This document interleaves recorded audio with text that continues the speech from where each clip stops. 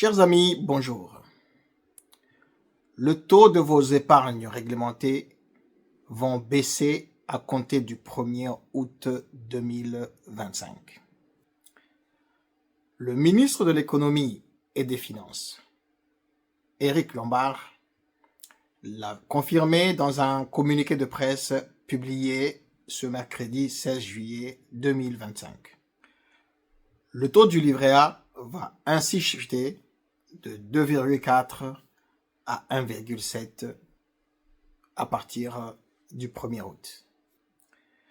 Et l'inflation cible en France reste toujours à 2%. Cela veut dire que toute personne qui garde son argent dans un livret A perd 0,3% tous les ans. Dans cette vidéo, nous allons voir tout ça, chiffre à l'appui, et comparer avec d'autres placements pour vous permettre d'arrêter de vous appauvrir. Mais bien avant, assurez-vous de liker la vidéo, abonnez-vous si vous ne l'êtes pas encore, et surtout, partagez massivement cette vidéo à tous ceux qui gardent leur argent dans des livrets réglementés pour qu'ils arrêtent de s'appauvrir en pensant avoir fait des bons placements. Comme vous le savez, l'objectif de base du livret A, c'est de protéger l'épargne populaire. Mais aujourd'hui, ce n'est plus le cas. Le livret A a toujours bénéficié d'un certain mythe de placement sûr de la part des Français. Cela étant en partie vrai pour votre capital, mais pas vrai pour la valeur réelle de votre argent. Comme vous le savez, l'inflation est le tueur réel de votre épargne. Donc, si l'inflation cible est de 2%, cela veut dire que, prenons un exemple, si vous aviez l'habitude de faire vos courses avec un panier à 100 euros, avec une inflation à 2 euros, vous pouvez acheter le même panier, non pas à 100 euros, mais à 102 euros.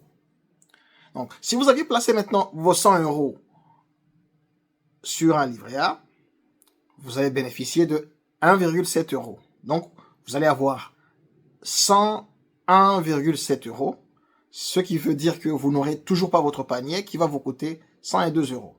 Donc, vous perdez en pouvoir d'achat. Nous nous trouvons donc ici dans une situation de rendement réel négatif du livret A, car le rendement réel étant la différence entre le taux réel du livret A moins l'inflation. Aujourd'hui, l'inflation étant supérieure au rendement réel du livret A, donc nous perdons de l'argent. Maintenant, la question c'est, pourquoi l'État et les banques, bien évidemment, adorent que vous gardiez votre argent dans le livret A? Premièrement, l'État réutilise votre épargne pour la construction des logements sociaux via la CDC. Quant aux banques, deuxièmement, elles ne rémunèrent pas votre argent, mais elles vont réutiliser votre argent. Et ce qui est paradoxal, en point 3, votre épargne que vous pensez être sécurisée va financer des projets à haut rendement pour d'autres personnes. Donc, d'autres personnes profitent de votre argent. Quand est-ce que le livret A peut être utile pour vous? Premièrement, c'est un excellent outil d'épargne de précaution. Ici, je veux parler du court terme. Deuxièmement, il va vous servir pour des imprévus. Une panne de voiture, je sais pas, un chômage ou quelque chose à rénover sur votre maison, ça pourrait vous aider.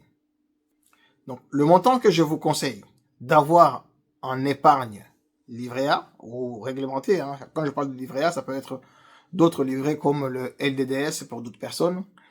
Donc, je vous conseillerais de n'avoir que 3 à 6 mois maximum d'épargne sur le livret A. Le reste serait que perte en revenus. Maintenant, quelles sont les autres alternatives pour protéger et faire croître votre argent? Premièrement, nous avons des investissements en bourse. Ici, je veux parler d'abord des ETF, qui sont des investissements passifs, simples et surtout assez diversifiés.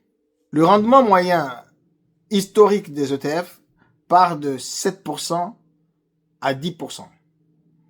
Nous avons des ETF comme des ETF Monde, qu'on appelle MSCI World. Vous pouvez investir aussi dans des actions des plus grosses entreprises américaines, le SP500.